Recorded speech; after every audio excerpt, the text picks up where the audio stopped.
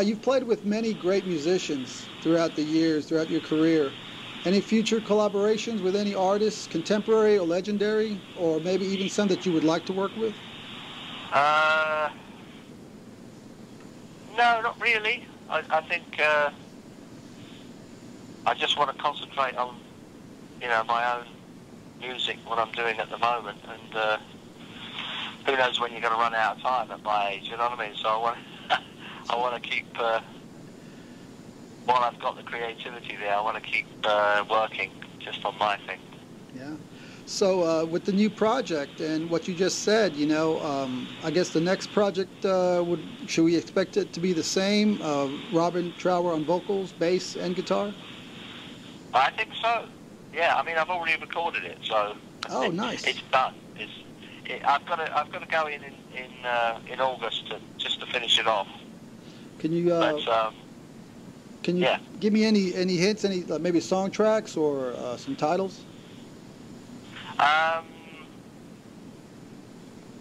I mean, at the moment I've sort of titled the album "Where You Are Going To," so that'll be the title track, I think. And how different is it from this your current LP? Would you say is it? I think it's more rocking. Really? There's more, it's more of a rock and roll.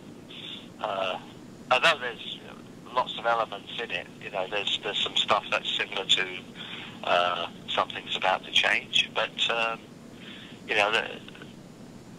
there's some harder hitting stuff.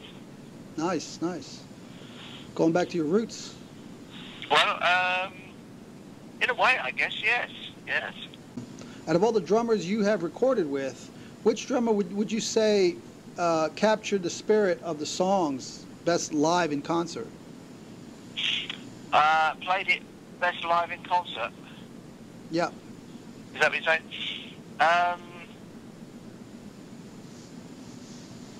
Well, they all really added something different to it. You couldn't say one was better than the other. The original drummer, Reg Isidore, had a wonderful atmosphere about him, about his playing. And, but, as I say, I've been lucky to work with some wonderful players all through the years. Yeah. Perhaps the most interesting was, I played with a guy not for very long, and only recorded one album with him. His name was Mayuyu. He was an African drummer. That was probably the most interesting, I would say, in terms of feel. Probably totally different than most rock drummers.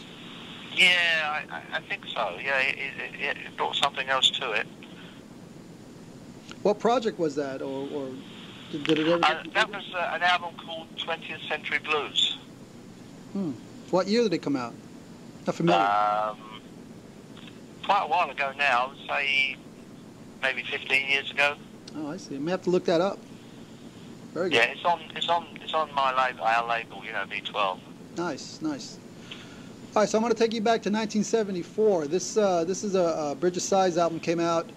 Classic album, is still revered today as a true rock and roll. That album had such an impact on millions of fans, myself, from the get-go. I remember hearing an interview somewhere later on where you said that you didn't realize how big this record was while you were on tour at the time. Can you reflect on that time period, and did you know how big this record would become? No, I don't think we had any concept of how it would go. I knew it was a very potent album when we did it. I thought it was very strong. But I mean, I've always thought, since that time, I've always thought that part of its biggest attraction was Jimmy's voice, because it became a big album because it got played on the radio, and I think it was his voice enabled the music to cross over. I see. Yeah. Yeah, James DeWar played with you quite a while. I'm sure it was hard to find a replacement once he left. Yeah, well, I mean, you know, a guy like that is impossible to replace. You've just got to start from scratch again, really. Yeah. Yeah, I bet. You had a good relation with James, I'm sure. Yeah, wonderful. Very nice. You know, Bridges Size still has a big impact today. Even today, you know, some friends of mine, some local friends, are recording songs, you know, for kicks or just to play live. And even successful national bands recording and performing some of your songs live. Last year, I'm not sure if you're aware, but Heart was on tour, and they did a cover of A Day of the Eagle on their tour. Yeah, it was quite. I did hear that, actually. I heard about that. Yeah, it was very surprising. You know, they all of a sudden they start playing da da da da da da da. It's like, wow, is that what I think it is? But Yeah. it's got to be satisfying for you as an artist to be emulated like that. Are there any artists that you have seen live and felt have done justice to your music? No, I've never seen anybody play one of my songs. Really? No. No. So. Mind you, I don't go and see many acts, to be honest. Yeah, I could see that. I could see that. I mean, you do your own thing. You want to go home, right? Well, the thing is, you know, there are. I mean, I'd like to see if ZZ Top was available for me to go and see. I would go. Nice. You know, but there aren't many that I would, you know, sort of go up the road to see. So, where are you calling home these days, Robin? I live in Hampshire. Okay. But right now you're on the West Coast, correct? Yeah, I'm in Sacramento today. Are you playing tonight? Yes. Okay, because I know one of my writers, Michael Beers, who actually set up this interview, he's going to be either he's seeing you tonight or in the next few days, but he'll be. Okay. Yeah, so he's looking forward to that. Who do you got on tour right now? I'm curious. Who's on tour with you? I've got Richard Watts on bass and vocals, and Chris Taggart on drums. I see. So is Richard doing your songs live? Some of the new songs? No, I do my own stuff. Yeah. Oh, I see. So he's doing some of the classic Trower. Yeah, he is an amazing vocalist. That's what I heard. That's what I heard. I hate to say, but I missed your show here in Dallas a few weeks ago. You played at the House of Blues. Yeah, that's right. It was on a Wednesday night, and I just had so much going on I couldn't make it. I had some friends that did go, and they said, yeah, that your vocalist was quite amazing. Quite yeah.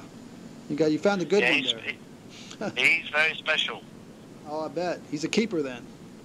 Yeah. How old is he? I've been working with him on and off now for about 15 years. Oh, okay.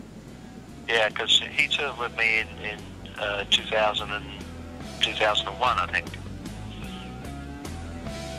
You know, that kind of leads me to one of my last questions is how much thought was it to find someone to either sound like you or, you know, to do some of the songs justice live, especially the new songs. So I guess if you're happy with Richard, that pretty much answers that question. Yeah, no, he does a great job. Right. So what's in the future besides this record that you're finishing up in August?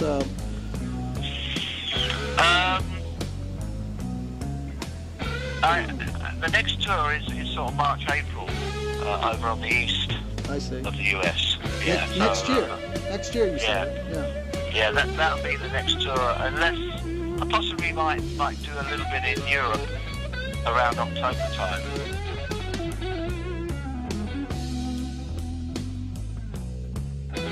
Hi, this is Robin Trower on Jam Magazine.